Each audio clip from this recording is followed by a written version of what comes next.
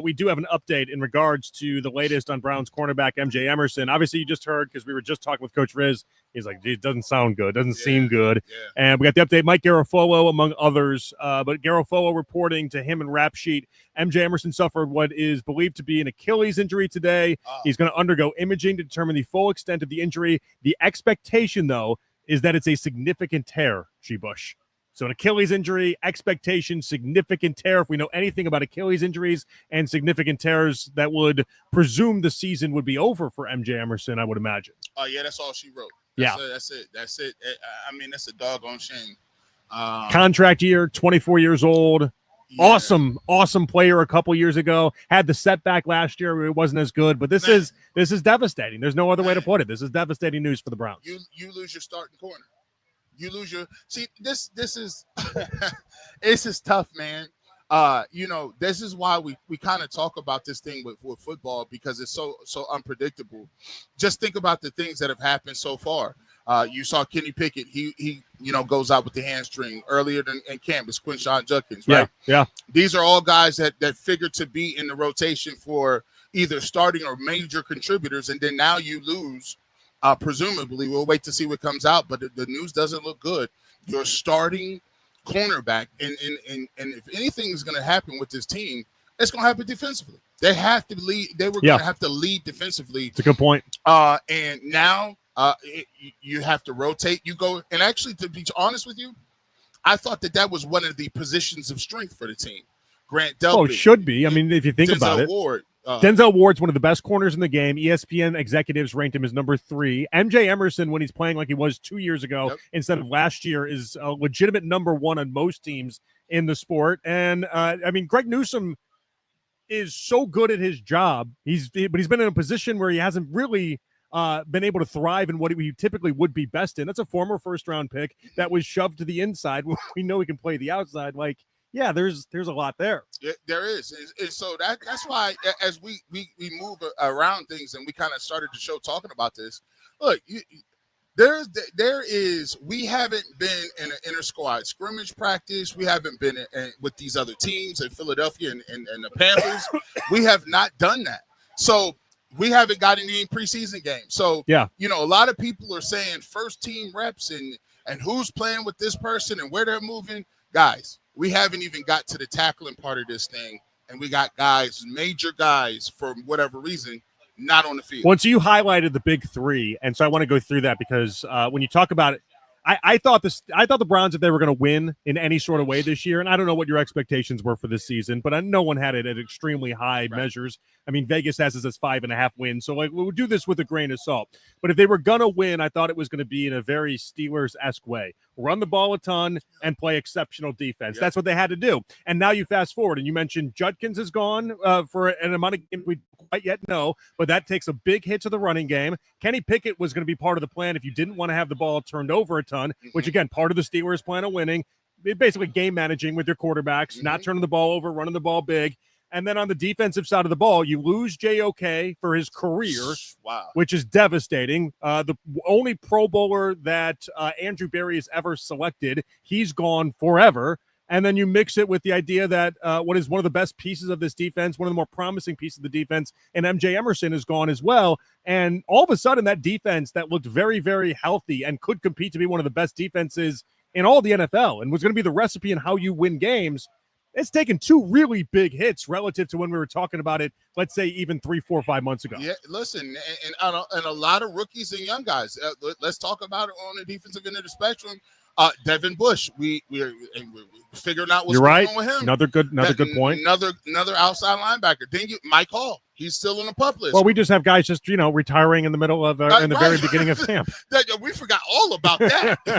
What is going on? Jordan's here? Like, yeah, Jordan Nixon's like, I'm done. I'm cool. Yeah, like I stayed home. This family life is kind of cool. We're the green dot, but I guess I'm just I showed up for 2 days and decided I didn't want to do this anymore. So now you look around. You got Carson Schlesinger, rookie. Who looks good by all accounts, but he's just that. He's a rookie. Hey, they might as well give him the captain then. He might end up, Mason Graham and him might end up getting it. I don't know. So now you talk about Mason Graham in the top 5.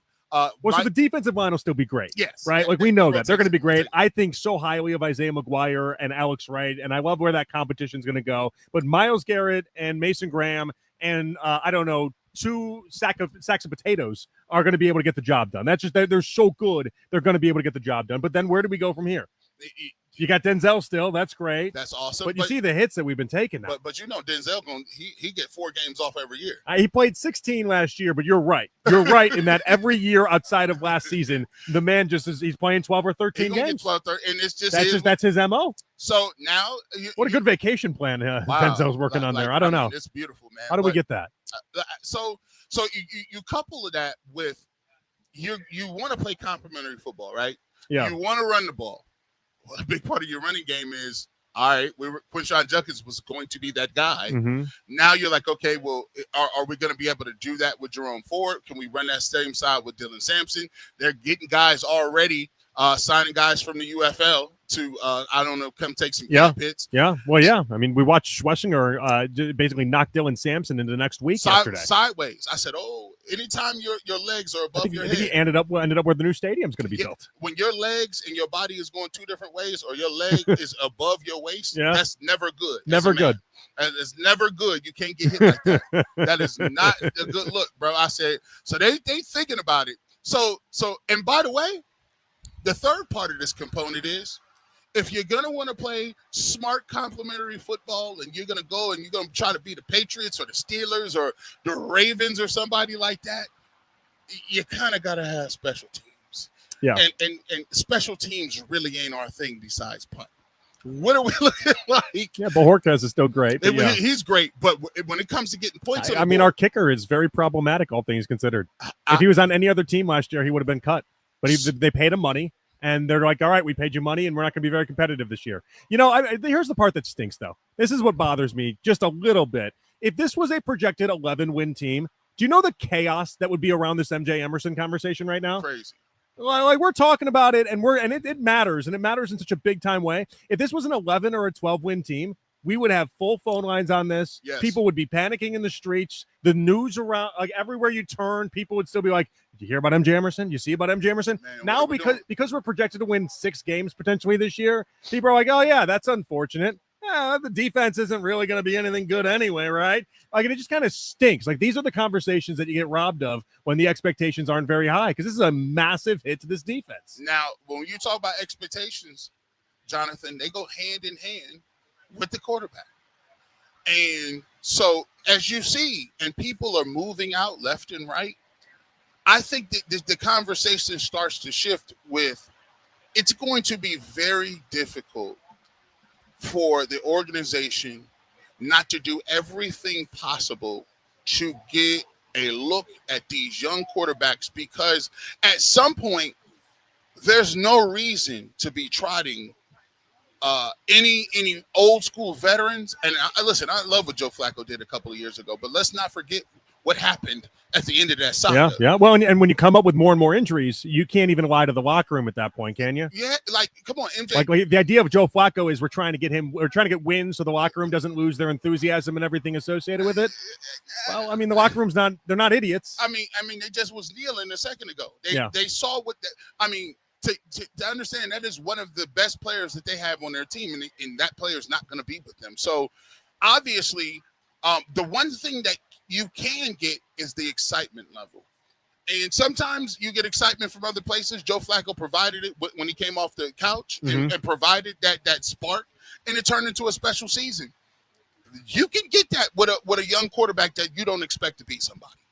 We're reacting already. We've been doing it kind of all day long. It's been in and out. MJ Emerson, in case you're just joining us, he got injured today. He went down. The expectation is it's an Achilles injury. Mike Garafolo and the NFL Network reporting they expect it to be an extensive tear. G. Bush, we know a lot about Achilles injuries at this point. It's just not a good. It's not a good thing. It's bad news for the Browns, and there's really no other way of looking at it. Now we are just a couple camps in, and Kenny Pickett has his injury. Obviously, have the injury here with MJ Emerson, and we've kind of been going through just the losses, and it's adding up for this Browns team. Yeah, and we're not, we're not to the bulk of what training camp is, and we talked about it earlier. We kind of said, listen, what is the unintended consequences of being more physical, being more contact, being more. Yeah, so I wonder if I should almost strike that from the record, though, because like earlier in the show, I went back to the idea that Camp Cupcake is what it is, and they wanted to go away from that, so they got more physical and they got more intense. But like, shouldn't I have to reel that back in now that we know it's a non-contact injury? Nope. And the same thing with no, we don't have to. Nope. No, you stand on that, because here's the thing. Okay, because I want to reel it back. The crazy thing about it is those are going to automatically happen. You're going to have the soft tissue stuff and the non-contact freak injuries. So now we're coupling it all together. It's Yeah. like, so the non-contact ones have already happened, but because you're physical, you're guaranteed to get X amount more than you typically would, and you don't have the leeway. Okay, all right. You talked me back into my take. Yeah, you talked me back into my take. You're right. I'm more scared now, because at least these are uncontrollable. An actual contact injury is gonna happen. Yeah, it's the NFL. happening. This is how this goes. But you can't afford to have one to another, especially a defensive player right now. You can't afford that right now. And think about it. The biggest one, I'm not even worried about broken arms and broken elbows and broken bones. These guys, that don't really happen. The thing you're scared about is the non-contact injuries and the concussions. Yeah. That's the thing, because think about it. You got a clear protocol. Think about it. Like during the season, you got to have you have to be able to run in the heat and not get a headache for like 5 days in a row. Now, listen, I don't tackle nobody. I'm just big and overweight. I can't run nowhere for 5 days in a row in the heat and not have no headache. What you talking about? I'm gonna be on protocol permanently. I have a headache and I've just been out in the sun for right 3 now. hours. I'm just looking around like, yeah. It's hot out here. So think about that. Like, we haven't had any concussions, any of those things. And when you talk about the quarterback position, I mean, we ain't talking about the sore arm, the sore elbows. Yeah. My finger hit a helmet at practice against the Eagles. So offensive lineman stepped on my foot. Like, these are just all that's run of the mill. And you got 3 starters down that you were counting on heavily right now. And you mentioned the fourth, and JOK just being like, that hurts because you just wiped him off the board. That's like a Class A injury at the Class A getting in trouble at the deadline. Yeah. They were like, yeah, you're on maternity leave or something to the 31st. It's not maternity leave. Like, that's crazy. Like, have a kid. So like you just done until after you're done until after the trading deadline. Let me give you my Shedeur Sanders thing that's going to bother me, okay? Because you're part of the Shedeur hive. You're part of the people that love Shedeur the way that I love Shedeur, and I appreciate that. By the way, I do feel like I don't know. Is it like a game recognizing game type moment? Can we acknowledge the fact that I was very in on Shedeur very early on? You talked about this years ago. I think I was still doing Saturday shows. You was like, let me get the 2. I need the jersey. You said, let me get on the jersey quick. So here's what's going to bother me about the Shedeur Sanders convo, and I want to know if it'll bother you the same way. And just pay attention to it, and I just want you to monitor it. When you monitor, you can think back to the conversation you had with me right now and go, JP was on this one a little bit early, but I think it's going to be what materializes. I believe that Stefanski is getting ready to go ahead and watch Shedeur Sanders get better and better, and he's getting ready to go ahead and give him more and more credit, and he's going to go ahead, and here's how this changes, okay? Instead of just saying Shedeur Sanders is good at football, and that's why he's coming here, I can see where the conversation's going. It's going to start with, well, Shedeur got here because they did it the right way with him. Shedeur got here because he started with the 3s when he wasn't ready for it, and then they moved him to the 2s, and he wasn't ready for the 1s yet, and they held him back. They didn't throw him into the fire and get rid of his confidence or anything like that, and they let him just kind of come along, and they treated him like he was an actual 5th-round pick, and then, oh my gosh, wow, look at the job that Kevin Stefanski has done with this guy. Now he's a legitimate NFL quarterback, and it's because of how they treated him early on and not throwing him into the fire, and it's going to get me enraged that this is going to be the conversation. All the credit that should go to Shedeur for being a good quarterback, because he was going to thrive if he's with the 3s, the 2s, the 1s, it doesn't matter, is going to instead go to the Browns' process of this all, when their process wasn't anything but thinking that Shedeur Sanders was just a 5th-round pick.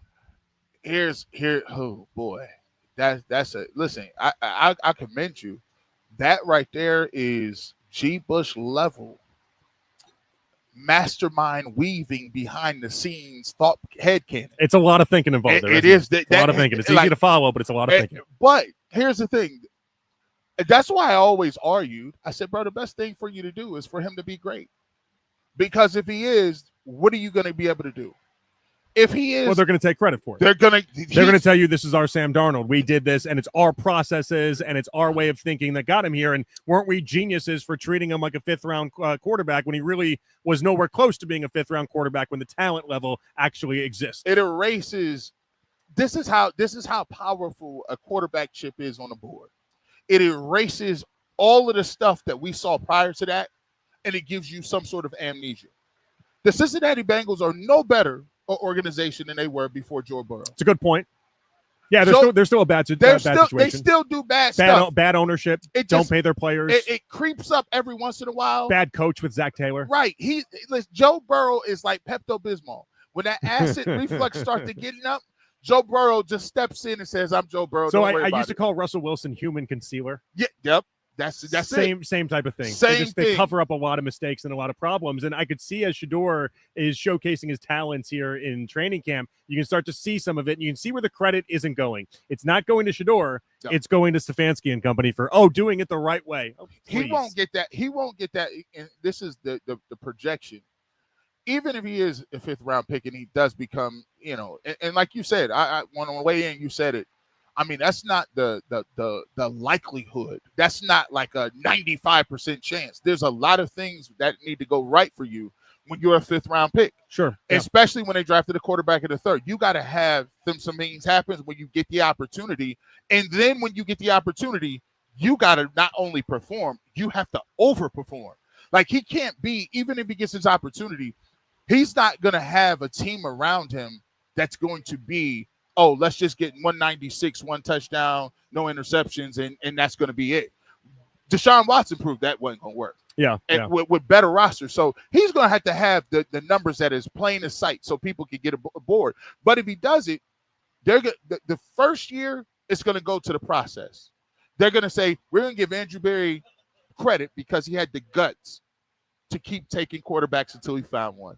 They're going to say Kevin Stefanski developed them the right way. Look how great they did it. That's the one I'm concerned about. He's not going to get credit until he does it year 2 years in a row where he has some autonomy, some different things, some cachet. So, yes, sometimes he's but Stefanski's already perceived differently is the difference, right? Like yes. Zach Taylor and Joe Burrow, we can call Zach Taylor, a knob and everything else, and it's simple. It's like, well, we never thought anything prior of Zach Taylor, and so he just continued that. Right. Stefanski, people want to give him credit nationally. They want to fawn over him. They want to be like, he's the reason why. They give him Kyle Shanahan respect when he hasn't accomplished anything close to what Kyle Shanahan has. I love we having this conversation because I bring up Kyle Shanahan all the time. Let's look at compare the two. Kyle Shanahan took Jimmy Garoppolo to the Super Bowl. Right. If anybody takes the Super Bowl and multiple NFC title games. If anybody did that, any quarterback did that for the Browns, he has a lifetime contract. Mm-hmm. We're never getting rid of him. You mean Garoppolo? Yes. Okay. We would have kept him till the wheels fell off. Not only did Shanahan say, nah, that's not it. He ponied up and got Trey Lance, right? And there was trust in Shanahan that he could do it again is the difference. And he did. And he got Trey Lance. And he got Brock Purdy. He did. And then he had enough cachet to go tell the owner, hey, listen, I know I used up a lot of your draft capital. Yeah, we swung a miss there. Yeah, I swung a miss on that one. This Trey Lance thing, we got to get him up out of here. But that 7th round guy, Mr. Irrelevant, I think I can see something. They said, okay, no problem, Kyle. Mm-hmm. And he turned that dude into. Is that the owner or is that? No problem, dog. You do whatever you want to.